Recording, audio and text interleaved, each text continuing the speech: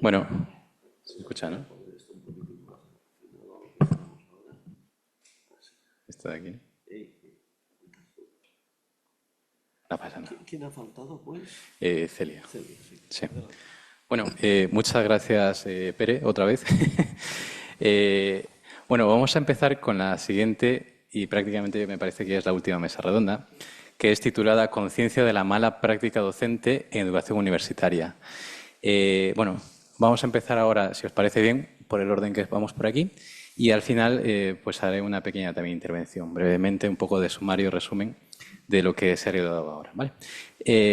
Por una parte tengo aquí a mi lado a Nuria Pérez Trujillo, que es investigadora predoctoral también en el Departamento de Pedagogía de aquí de la universidad.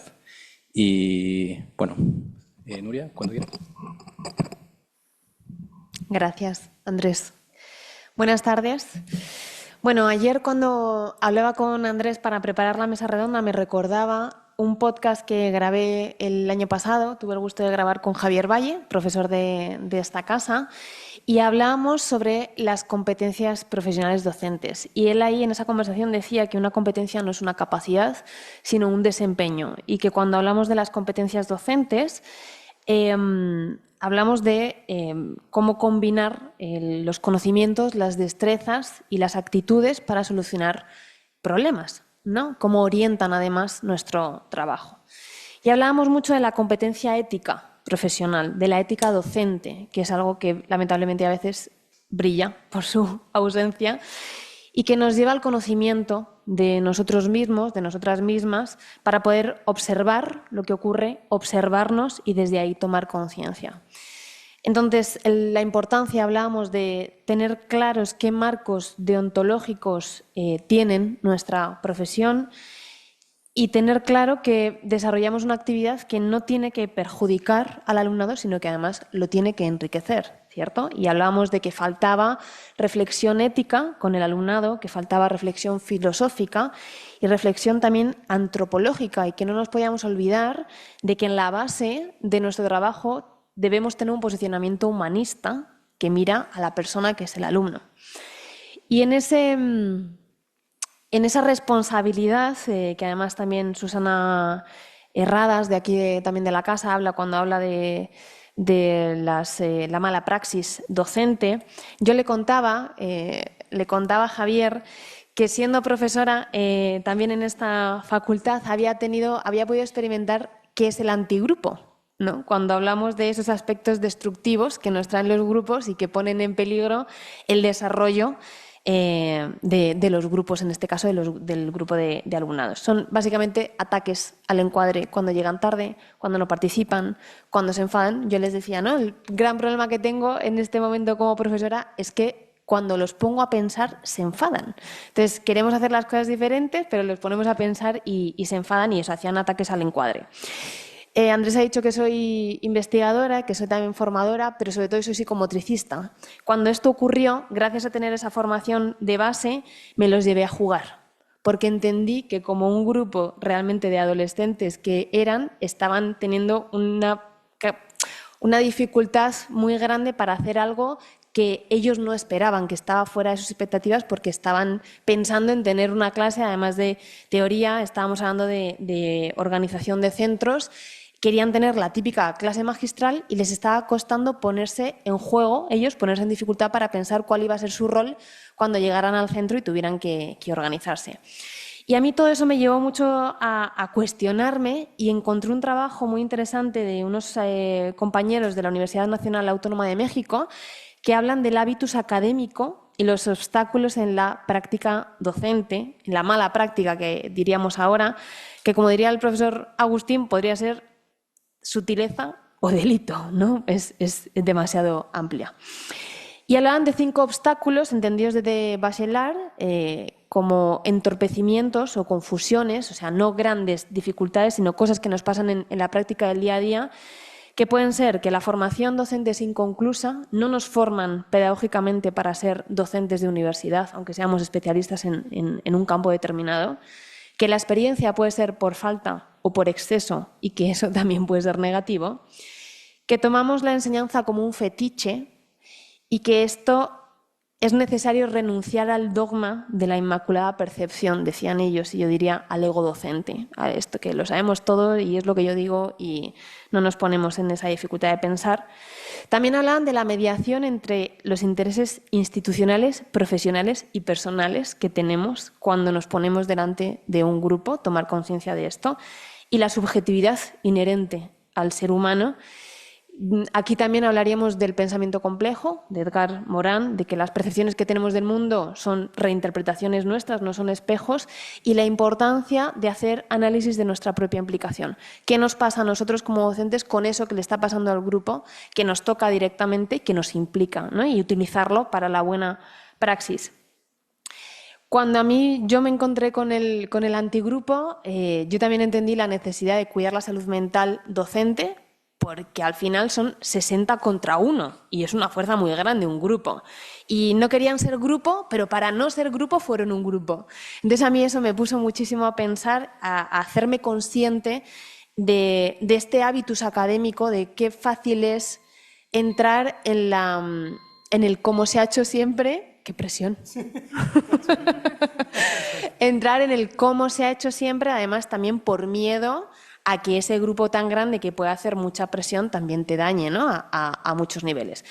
Entonces me di cuenta de la importancia de la formación continua que tenemos como profesores para evitar esta mala praxis, no del todo, porque siempre al final es inevitable caer, aunque sean bajos niveles, la reflexividad, el espíritu crítico, la evaluación autocrítica y desde ahí llegar a la conciencia de que no todo lo podemos hacer bien, pero por lo menos tener la conciencia de intentar que así sea. Gracias.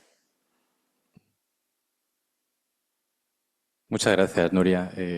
Muy interesante la propuesta. Vale, pasamos con María Gloria Queizán, también docente e investigadora. Buenas tardes. Muchas gracias, Andrés, compañero. Quiero empezar planteando compartiendo unas preguntas que vinieron a mi mente cuando leí el título de esta mesa redonda, ¿no? Conciencia de la mala práctica docente. Entonces, ¿qué se activa en nosotros y nosotras? ¿Qué nos mueve? ¿Qué nos lleva a responder de una manera y no de otra en el aula? A partir de estas preguntas, propongo que nos situemos justo en el instante previo a que ocurra una mala práctica y, desde la conciencia, mirar o observar qué puede estar ocurriendo en nuestro interior como docentes para que esto suceda, para que se dé esa mala práctica. Y para ello me gustaría compartir 3 dilemas e invitaros a reflexionar, pues son dilemas que podemos encontrar en el día a día de un aula universitaria. El primer dilema tiene que ver con el conocimiento del profesorado universitario. Entonces, estamos en una clase y surge una pregunta, un alumno o alumna hace una pregunta y resulta que no sabemos la respuesta. Entonces, aquí puede dar la sensación de que un profesor tiene que saberlo siempre todo, ¿no? y no puede fallar. Entonces, como docentes podemos tener una doble elección o varias elecciones, que serían inventar una respuesta, decirle al alumno, silenciarlo, no es pertinente, o simplemente y llanamente decir, pues no lo sé, pero podemos investigar juntos y llegar pues, a una respuesta o incluso varias. Un segundo dilema relacionado con la planificación, pues cuando diseñamos una actividad, la hacemos pues, con cuidado, presentando pues eso, cuidando los detalles, con ilusión, pero llegamos al aula y esa actividad resulta que no funciona.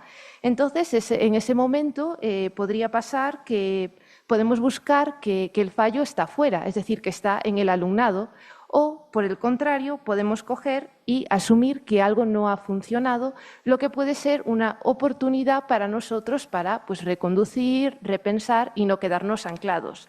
Y un tercer dilema, que son las miradas. Es una realidad que las miradas nos pueden limitar o nos pueden potenciar. Ahora mismo nos estamos mirando todos, ¿no? Con todos, y la mirada dice mucho.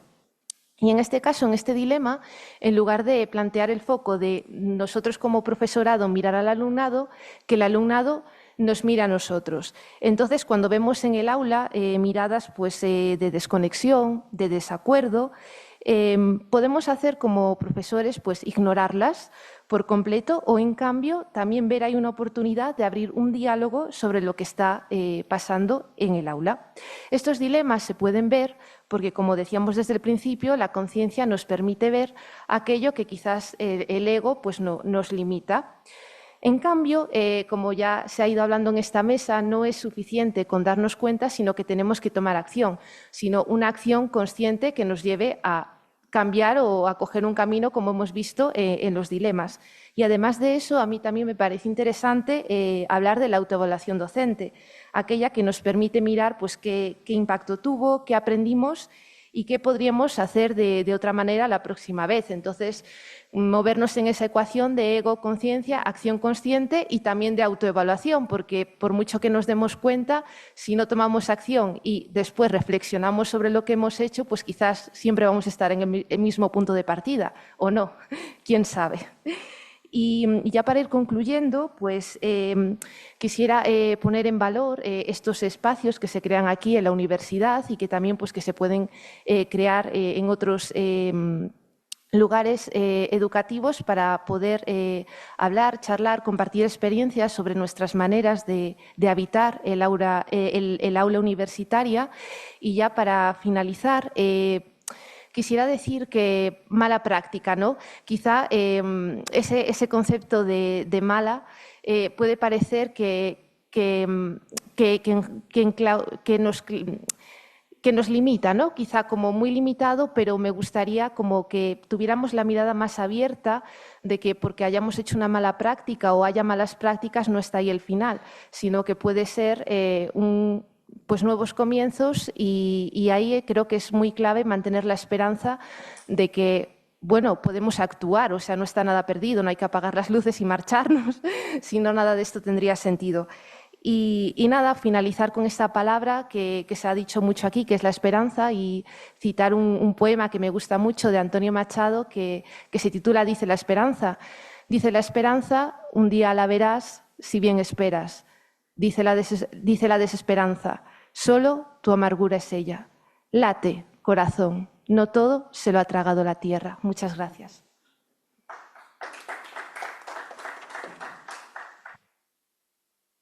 Muchas gracias, María Gloria. Pasamos a la profesora Ana Fernández Angosto.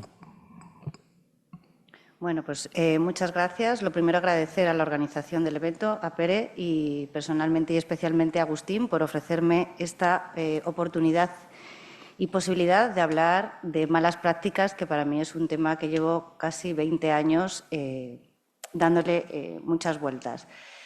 Bueno, me vais a permitir que de alguna manera bueno, pues acerque, ¿no?, mi experiencia más corta, mi trayectoria más corta en la universidad, en diferentes universidades actualmente, pero me vais a permitir que de alguna forma juegue con el paralelismo y con el acercamiento, ¿no?, a la primera infancia y a los profesionales de la educación infantil de 0-3, que, bueno, que a mí personalmente es lo que más me ha movido, ¿no?, a reflexionar sobre estas malas prácticas. Voy a jugar con este paralelismo, ¿vale?, porque yo creo que al final también es una forma de que la universidad, como llevo años defendiendo, desde un lado y desde el otro, como educadora y directora de escuelas y como profesora de universidad, creo que lo primero que nos tenemos que plantear desde la universidad es ese acercamiento con esa realidad y con esos profesionales, ¿no?, de la educación infantil o de la educación primaria.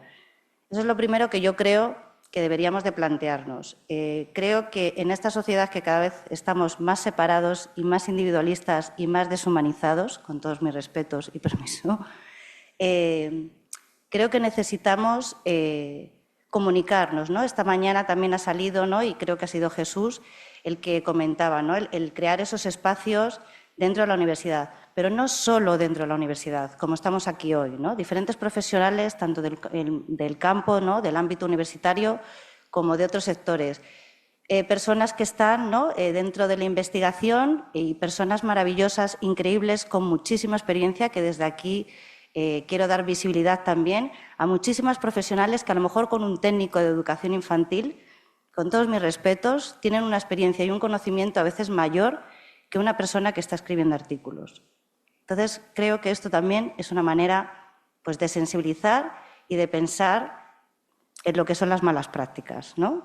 en la conciencia de qué estamos haciendo bien, como habéis hecho mención esta mañana, y qué estamos haciendo mal. Porque efectivamente, como ha dicho Agustín, hay cosas que estamos haciendo muy bien, pero es verdad que tenemos que ser honestos y pensar que hay cosas que estamos haciendo mal. Y como ha comentado esta mañana, pues efectivamente esto durante muchos años pues siempre ha habido pues personas pues más preparadas, menos preparadas, personas con mejores actitudes y peores actitudes. Pero seguimos actualmente siendo conscientes que es lo que necesitamos, no mirar para otro lado, de que hay una realidad y que necesitamos ser conscientes. Y creo que desde la universidad el papel que podemos desarrollar, ¿no?, los docentes universitarios, creo que es esencial. Creo, y vuelvo a lo que os he comentado al principio, nos tenemos que acercar y conocer las realidades y conocer no solo a través, y con todos mis respetos, porque insisto, estoy y he estado en los dos lados, mandando un cuestionario, ¿vale?, a una educadora o a diferentes escuelas, ¿no? Ayudarme con esta investigación, que necesito que me ayudéis para este estudio. Las educadoras muchas veces cuando reciben, y os lo digo desde el otro lado, ¿no?, cuando reciben todos estos correos que solicitamos, ¿no?, ayuda para que colaboren, no hay acercamiento. O sea, ¿solo me vas a pedir que me acerque para ayudarte en este estudio? ¿Por qué no vienes a conocer mi realidad? Muchas educadoras os abren las puertas para que conozcáis su realidad. Y muchas educadoras, como yo he hecho durante muchos años, tanto en formación profesional como ahora en la universidad, están deseosas de hablar a los alumnos y alumnas. Yo durante muchísimos años, me vais a permitir, con una asociación que yo formé con diferentes profesionales, tanto de la universidad como educadoras técnicos de educación infantil, hicimos un equipo que íbamos por las diferentes universidades. De hecho, yo estuve aquí hace 10 años como presidenta de la asociación, junto con compañeras que eran educadoras y estuvieron en el aula de infantil, de futuros profesionales de educación infantil, que nosotros hablamos del 0-3, de una imagen de infancia que a la mayoría les sorprendía, porque de hecho la mayoría nos reconocía que ningún profesor, no solo aquí en la Autónoma, en diferentes universidades, le había hablado de lo que es un niño de 0-3. Y mucho menos les había hablado de Loris Malaguchi, de Reggio Emilia, de Emmy Pickler y de nuevas maneras de acercarnos a la infancia. Entonces, bueno, pues esto es mi primer mensaje que os quiero trasladar. Por otro lado, habéis hablado, ¿no?, a lo largo de la jornada del qué, el cómo, las competencias, las destrezas y el sentir. ¿Dónde está el sentir? Nos estamos planteando, como hemos hablado esta mañana, ¿no?, que tenemos una realidad, que tenemos adolescentes que en unos años pueden decidir ser docentes y que van a ser nuestros alumnos y nuestras alumnas.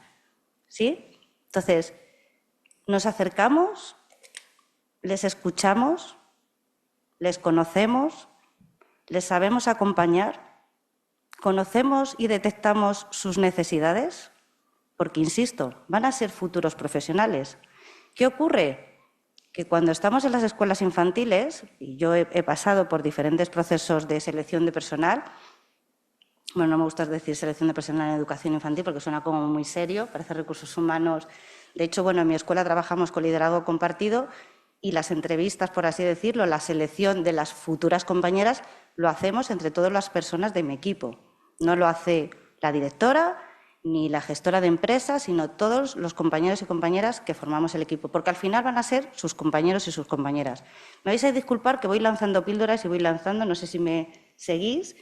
Yo para mí estoy en la misma línea, sigo estando en malas prácticas, pero al final yo creo que es una manera de reflexionar. Entonces, bueno, yo creo que cuando conocemos, ¿no?, a una futura profesional, no detectamos su mala práctica o su buena práctica en el aula. ¿Y qué sucede? Que la realidad es que estamos hablando de niños y niñas de 0 a 3 años.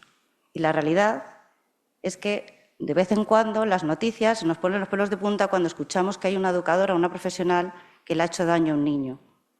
Pero no solo es el daño físico, también es el daño emocional y psicológico. ¿Qué ocurre además?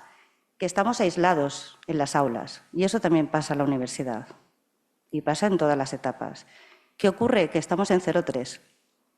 ¿Qué ocurre? Que estamos hablando de profesionales que están aisladas en un aula con niños y niñas de 0 a 3 años que no hablan. Estamos formando desde la universidad a maestros y a maestras para saber acompañar desde el respeto, la escucha y las buenas prácticas en educación infantil. No sé si tengo tiempo, si tengo tiempo sigo. Si no, lo dejo en este interrogante. Es que como ¿tengo un minuto? no falta, sí. Vale. Bueno, pues entonces voy a aprovechar para comentar algunos aspectos un poquito más concretos, ¿no? Uno de los que os he comentado, que para mí es uno de los más importantes, es el aislamiento del profesor o de la profesora en el aula.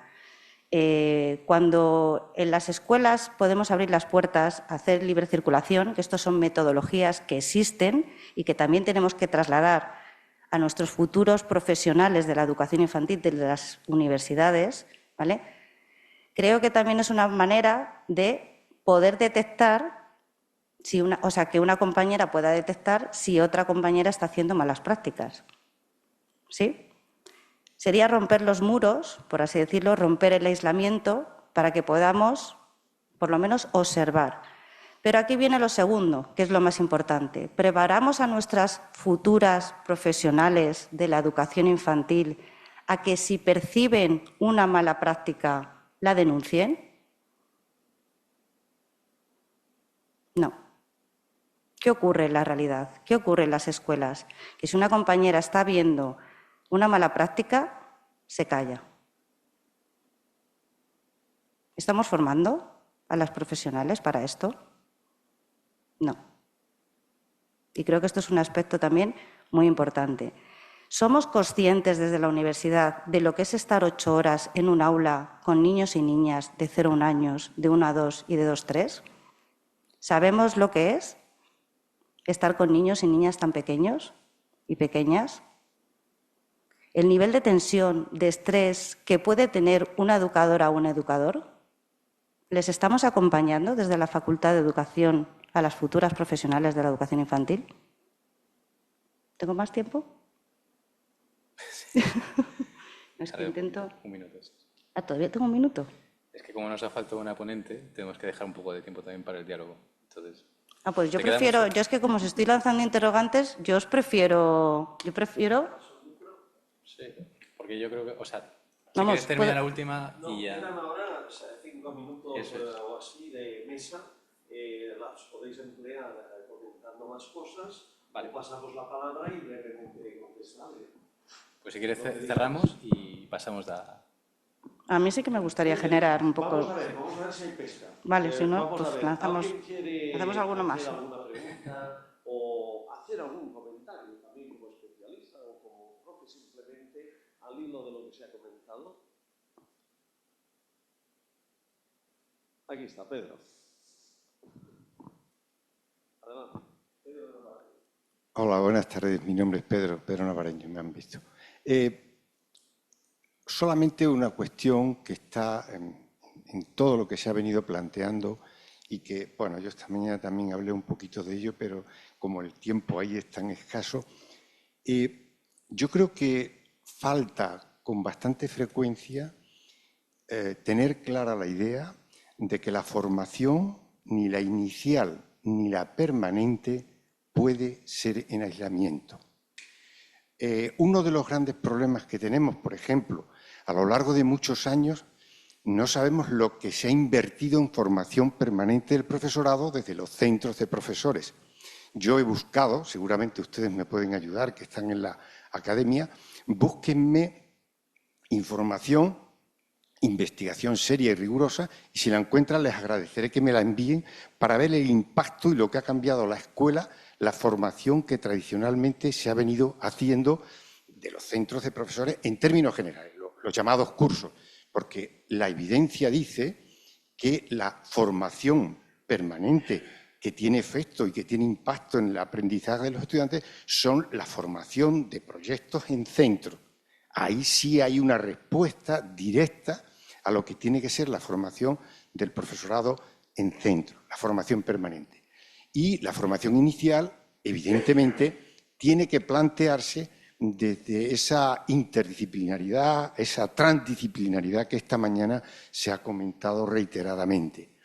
Porque mientras no cambiemos la idea de que la escuela no es un espacio para que nosotros trabajemos, sino que es un medio para conseguir ese gran fin de que podamos obtener de cada estudiante lo mejor que lleva dentro y hacer la mejor versión de sí misma y conseguir que cada persona, cada estudiante pueda de algún modo aprender a diseñar y desarrollar proyectos de vida dignos de ser vividos. Si se nos olvida eso en el camino, en el proceloso camino de la planificación, seguramente vamos a tener dificultades y seguramente pueden mejorar las prácticas si anteponemos estos principios que nos puedan ayudar. Gracias. Muchas gracias, Pedro. Y ahora, para dar tiempo a que alguno de nuestros ponentes conteste, si quiere contestar, pues ya devolvemos la palabra a la mesa. Gracias, Pedro. Antes, una cosa que no he podido profundizar por falta de tiempo. Susana Herradas hablaba en un artículo sobre la mala praxis docente, hablaba de la responsabilidad individual. Y yo pensaba justo en esto, también como crítica institucional. Porque aquí en la universidad, a nivel de departamento, tampoco se piensa en conjunto. Tú llegas, tienes tu guía didáctica, tu asignatura y te las apañas. Y los estudiantes tienen una queja muy común, que es los grupos de la mañana y los grupos de la tarde parecen dos carreras totalmente diferentes y es la misma carrera. Por la mañana pueden ser, por la tarde normalmente siempre son profesores asociados, por la mañana quizá gente con otro tipo de plaza, X. No hay coordinación, no hay comunicación, no nos conocemos entre nosotros muchas veces. Y eso genera que caigamos en malas prácticas porque la tarea, que es lo que está en el centro, la dejamos totalmente olvidada. Si ya luego entramos en lo que conocemos todos de la burocracia, las investigaciones, las publicaciones y las horas que están totalmente comprimidas, no hay más tiempo para compartir. Entonces, nos toca formarnos solos, una formación pedagógica para dar clase específicamente en la universidad, que al final te ves un poco solo. Entonces, también por lo que decía antes de cuidar la salud mental también del profesor para que no se caiga en este hábitus académico de esto es lo que se ha hecho siempre y al final, bueno, va a ser un cuatrimestre, te pongo un examen tipo test y vamos que arreamos. Claro, y la dificultad en la que te pones cuando dices, no quiero que pensemos en eso, y el alumnado también se pone en mucha dificultad porque no está acostumbrado a pensar, a reflexionar y a pensar entre sí. Entonces, esto es algo que hay que pensar. Y también antes, cuando nombraba el punto 4 de mediación entre intereses institucionales, profesionales y personales, también que a nivel como profesores podamos pensar cuáles son los valores, la misión y la visión de la institución en la que estamos trabajando. Y cuál es el currículum oculto, ¿no? Esto que tenemos muy claro, pero cuál es el currículum oculto donde estamos trabajando, porque al final es que nos atraviesa totalmente. Gracias. Pues muchísimas gracias. ¿Sí? No sé si podría hacer un pequeño apunte súper rápido, que, bueno, ahora que estábamos dialogando, también vino a mi mente ahora una frase, bueno, es una cita de Michael Fullan que dice, imponer una idea sobre otra persona no funciona. Y esto lo conecto con la mala práctica docente. Entonces, de poner en valor también, como comentabas, de la sensibilización y todo, porque si no sale de nuestro interior, por mucho que nos impongan, no creo que podamos hacer nada. Entonces, también quedarnos ahí un poco con esa idea de cómo estamos sosteniendo de darnos cuenta, esa conciencia y trabajar también nosotros por dentro, porque si no, quizá no podamos, no sé, seguir haciendo camino. Muy bien. Ana, no sé si quieres decir algo, nos han comentado muy brevemente. Bueno, yo creo que ya lo he hecho mención, pero bueno, me gustaría cerrar diciendo que efectivamente, y creo que también ha salido esta mañana, ¿no?, la importancia del trabajo en equipo y de la coordinación entre compañeros y compañeras, enriquecernos todos y todas. Y vuelvo a insistir en la importancia de acercar la realidad, la práctica y las profesionales que están en la práctica con los profesores de universidad. Pues muchas gracias. Gracias a vosotros.